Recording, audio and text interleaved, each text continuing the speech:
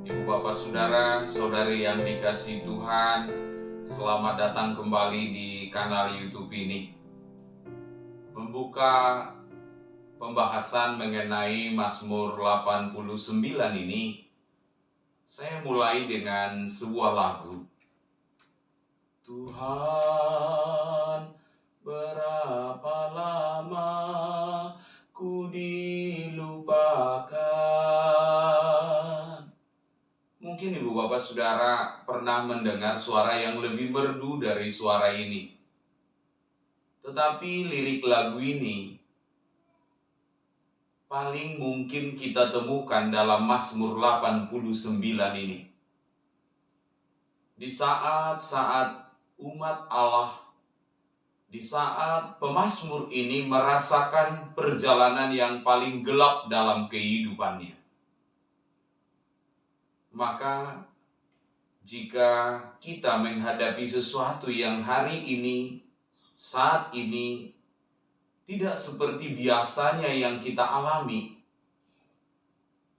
kita benar-benar dapat belajar dari Mazmur 89 ini. Terlepas dari perubahan hidup yang kita alami, terlepas dari kegagalan-kegagalan yang menghampiri, terlepas dari pengalaman-pengalaman yang sulit yang kita hadapi, penderitaan yang menerpa kita, Mazmur ini dapat mengajari kita tentang bagaimana kita bersukacita. Bagaimana kita bisa bangkit kembali, hidup dalam kasih setia dan keadilan yang daripada Allah. Saya bacakan lebih lengkapnya untuk ibu bapak saudara. Mazmur 89 ayat 15 sampai 18. Keadilan dan hukum adalah tumpuan tahtamu. Kasih dan kesetiaan berjalan di depanmu. Berbahagialah bangsa yang tahu bersorak-sorai. Ya Tuhan, mereka hidup dalam cahaya wajah-Mu. Karena namamu mereka bersorak-sorak sepanjang hari, dan karena keadilan-Mu mereka bermegah. Sebab Engkaulah kemuliaan kekuatan mereka, dan karena Engkau berkenan, tanduk kami meninggi. Saya lanjut ayat 19. Sebab perisai kita kepunyaan Tuhan, dan Raja kita kepunyaan yang kudus Israel. Yang saya sebut lagu yang dinyanyikan tadi ada di ayat 47.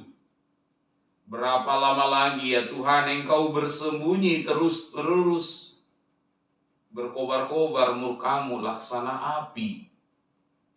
Demikian firman Tuhan. Ibu bapak saudara, mulai saat ini mulailah dan biasakanlah berhenti menjadi korban.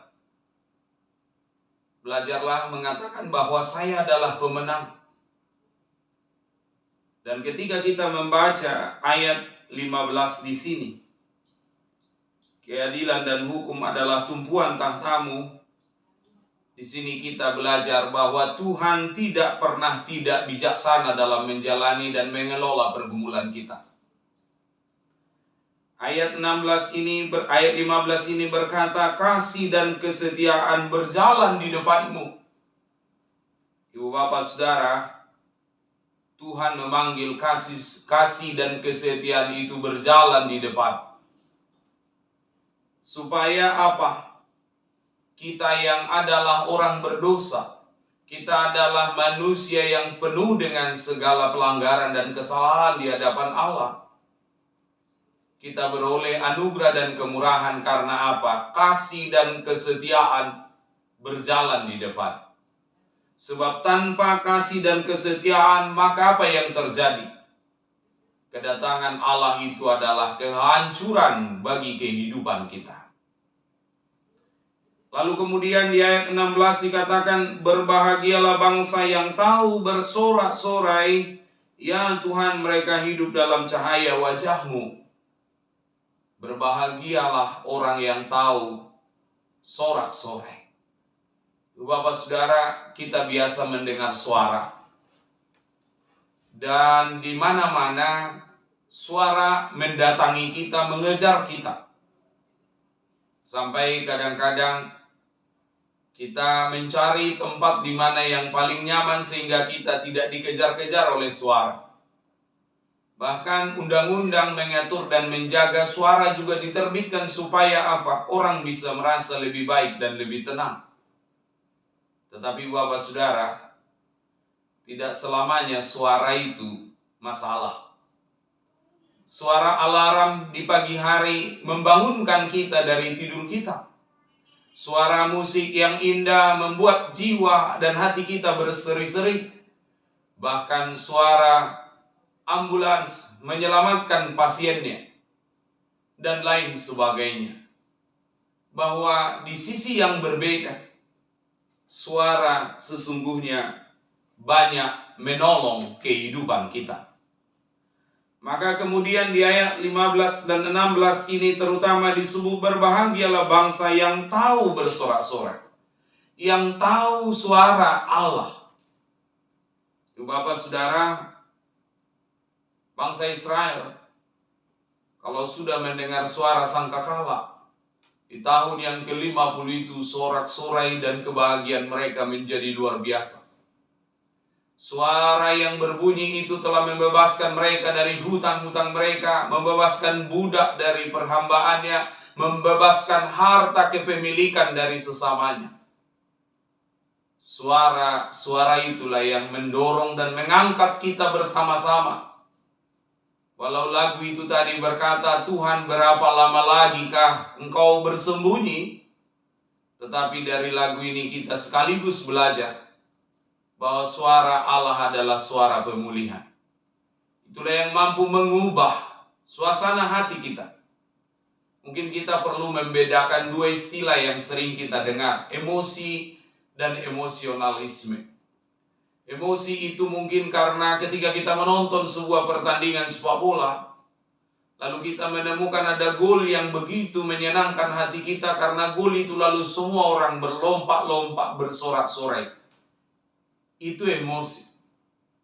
Tetapi emosionalisme itu adalah walau tidak ada terjadi sesuatu pun di lapangan itu, tetapi hati kita bergelora, meluap dengan sukacita, meluap dengan segala karya dan perbuatan Allah. Itulah yang disebut berbahagialah orang yang tahu akan sorak-sorai, yang tahu akan suara itu.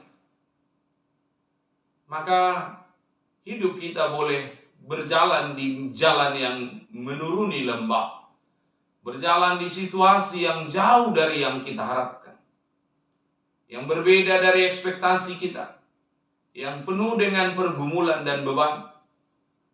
Tetapi suara dari salib itu cukup untuk menenangkan hati kita. Sudah selesai. Kita belajar selesai dengan Tuhan. Walau pergumulan mungkin masih terus akan berkelanjutan, kita belajar dan mendengar dengan suara pengampunan dari salib itu. Ampunilah mereka ya Bapa, sebab mereka tidak tahu apa yang mereka perbuat. Suara itu cukup menggantikan kecemasan, kekhawatiran kita dalam menjalani hidup ini. Suara itu cukup untuk mendorong kita melepaskan pengampunan bagi sesama kita. Berbahagialah orang yang mengetahui sorak-sorai, yang mengetahui suara yang daripada Allah itu. Ibu Bapak Saudara, kita tiap hari, tiap saat punya kesempatan untuk mengenali suara Allah yang selalu membawa kita lebih dekat dengan Dia, yang selalu lembut menyapa hati dan jiwa kita. Itulah alasan kita bahwa kita masih bisa berbahagia. Itulah alasan mengapa kita masih bisa teguh, kuat. Seperti yang dikatakan di ayat 17. Karena namamu, Aku bersorak-sorai sepanjang hari. Karena keadilan-Mu, aku bermegah. Mungkin dunia tidak cukup menjadi alasan bagi kita untuk bermegah. Tetapi nama Tuhan, kemuliaan Tuhan, kasih sayang Tuhan cukup untuk membuat hati kita kembali bergembira. Suara yang disebut sorak-sorai itu adalah apa? Kemuliaan yang menjadi kekuatan kita. Ayat 18 berkata, sebab Engkaulah kemuliaan, kekuatan mereka. Dan karena Engkau berkenan, tanduk kami meninggi. Di ayat 19 dikatakan, sebab perisai kita kepunyaan Tuhan. Ibarat sebuah perang. Kita hanya cukup berlindung pada Dia, maka kita selamat. Maka ibu bapak, dunia sekarang sedang banjir suara. Tapi suara yang paling membuat kita berbahagia dan berdamai sejahtera hanya satu. Suara Allah dari surga. Selamat berbahagia, Tuhan memberkati kita semua. Shalom.